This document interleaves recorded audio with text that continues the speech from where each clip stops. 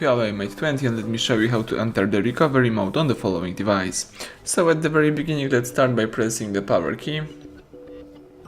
Choose power off, tap power off again just to confirm the operation. Then let's hold down together those two keys, power key and volume up. Keep holding those two keys. Let's keep holding those keys until you see the EMUI recovery mode. Keep holding.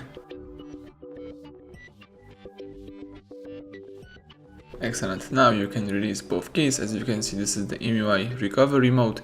Here you can navigate by using both volume keys. So let's scroll down to choose one of the following options. You can here select wipe data factory reset, wipe cache partition, or if you would like to quit this mode, you may choose reboot system now. So let me quit this mode, let me tap reboot system now, press power key to confirm it, and the device is restarting and booting into a normal mode.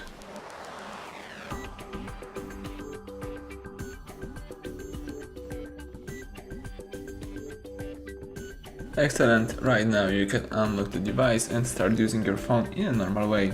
So thank you for watching, please subscribe our channel, leave thumbs up under the video.